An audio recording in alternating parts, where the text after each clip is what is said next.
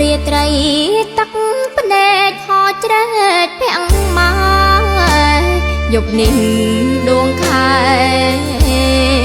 ក៏អាប់រាំងស្មៃម្ដាយអន់ទាំងសារាល់ពេលរា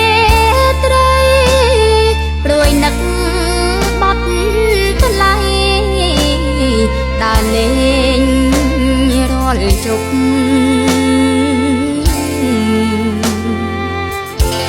ម្ដាយបារម្ភក្រែងកូនមានគ្រោះថ្នាក់ទឹកភ្នែកម្ដាយធ្លាក់ទុំម្ដាយប្រឹងទុកហើយណាស់ព្រួយណាស់នឹងកូនសំណប់ក្រែងកូនថនធប់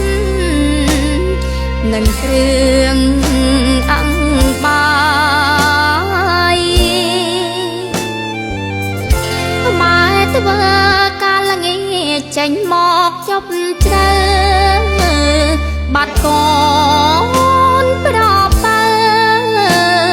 កូនអើយម៉ែសែនក្បល់ក្បាយទុកម៉ែទុកធ្ងន់មិនដែលសប្បាយព្រោះកូនឆោមឆាយម្ដាយចង់តែខ្សែ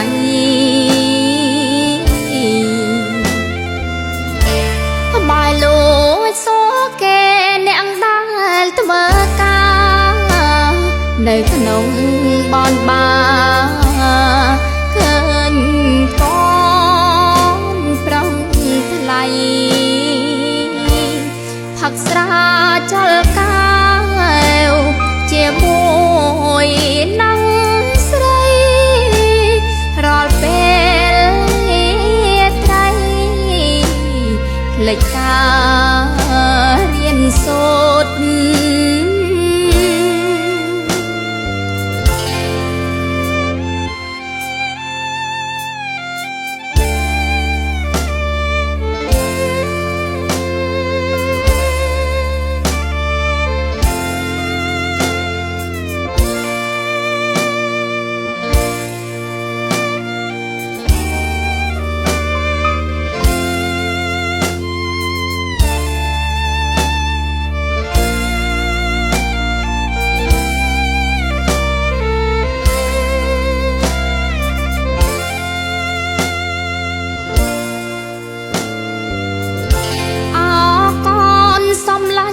ម្ដេចធ្វើ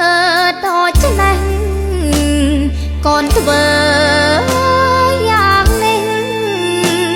កូនអើយម្ដាយស្ទើរតែឈួត